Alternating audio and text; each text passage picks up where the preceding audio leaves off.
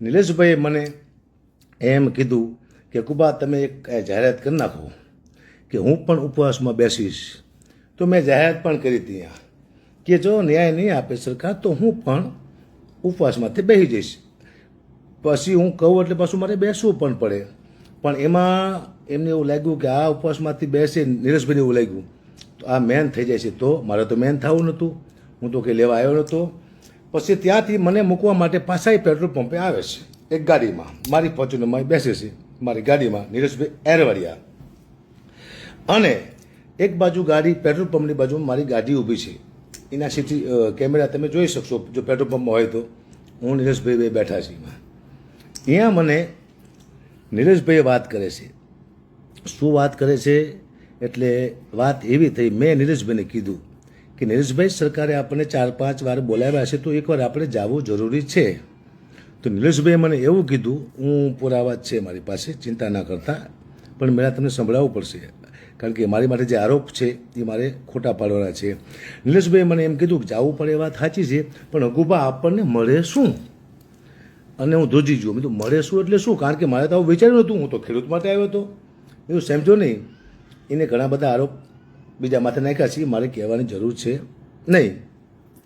કે અકુબા 25 કરોડ રૂપિયા જો તમારે કંઈ ઓળખાણ હોય ઉપર, તમને તો બધા ઓળખતા હોય, તો 25 કરોડ રૂપિયા આપણે લેવાના છે એટલે આંદોલન થાય પૂરું.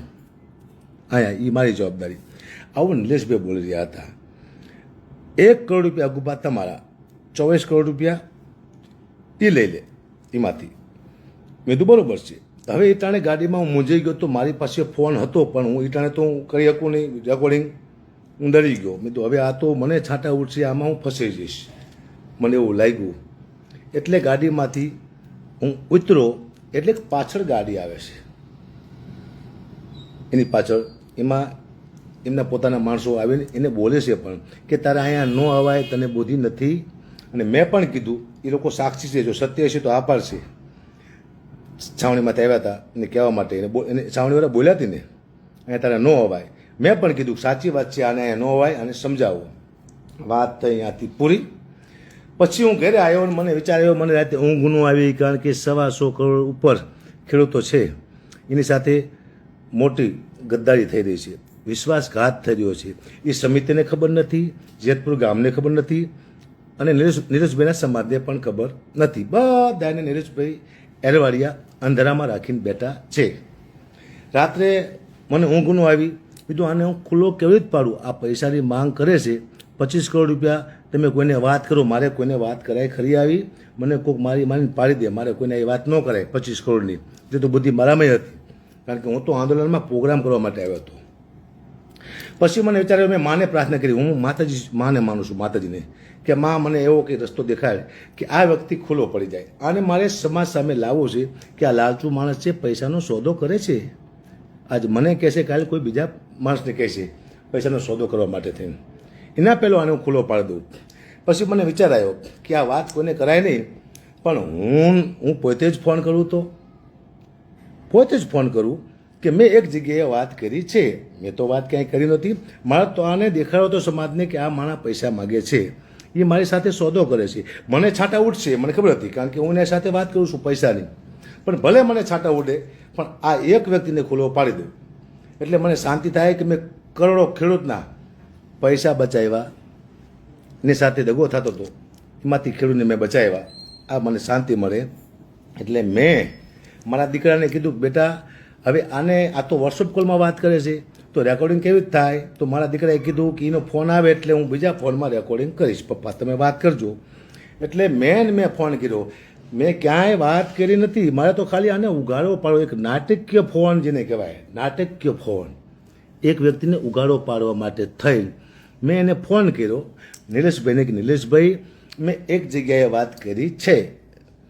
એ કહે છે, એને મેં કીધું કે ભાઈ નિલેશભાઈ એવું કહે છે કે 2 કરોડ રૂપિયા ખાલી પહેલાં સરકાર પાસે જવાના, જે સરકાર આપણને બોલાવે છે ને ત્યાં જવાના, ખાલી 2 કરોડ રૂપિયા. 1 કરોડ તમારા, 1 કરોડ મારા, આવું પણ નિલેશભાઈ બોલે છે મને, આપ સાંભળો છો. તો મેં ફોન કર્યો, મેં નિલેશભાઈ મેં એક જગ્યાએ વાત કરી છે, અને નિલેશભાઈ એવું કહે છે 2 કરોડ રૂપિયા પહેલાં સરકાર પાસે જવાના થાય છે, બાકી બધો હિસાબ પછી. તો નિલેશભાઈ એમાં શું બોલે છે કે હા ચિંતા ના કરો, ફોન આવશે, તમ તારે રાહ જોવો, આવું એમાં ઓડિયોમાં બોલે છે. અને પછી એને ડાઉટ પડ્યો કે રેકોર્ડિંગ થતું હોય છે તો એને કીધું કે 1 કરોડ તમારા. એટલે મેં શું કીધું, મારે જસ જોઈએ છે સમાજનો, મારે પૈસા નથી જોતા, પૈસા તમે લઈ લેજો 2 કરોડ રૂપિયા, મને જસ અપાવજો. તો એને ડાઉટ પડ્યો કે તો આ વાત વ્યાજબી નથી, તમને તમારું કામ હોયપું એ કરો. એટલે મેં એમ કીધું રેકોર્ડિંગ ઉપર થતું હોય છે એટલે હું વાત કરતો નથી. તો એને કીધું કે તો હું તમને કહું છું, તમને જે કામ હોયપું છે જ્યાં 25 કરોડનું એ કામ એ હતું, એ તમે કરો. આ ઓડિયો મેં જ બહાર પાડ્યો છે, મેં જ બનાવ્યો છે, અને મેં જ તમામ મીડિયાને પત્રકારને કોન્ફરન્સ કરી અને મેં જ આપ્યો છે. ભલે મને થોડાક છાંટા ઓડે, પણ આ વ્યક્તિ ખુલ્લો પડે, કારણ કે સમાજને પણ અંધારામાં રાખે છે, સમિતિને પણ અંધારામાં રાખે છે, જેતપર ગામને પણ અંધારામાં રાખતો હતો, અને તમામ ખેડૂતને પણ અંધારામાં રાખી એનો સોદો થવાની તૈયારી એમ હતો. બાકી મારે આ માથાકૂટમાં શું લેવા પડવું જોઈએ ભાઈ?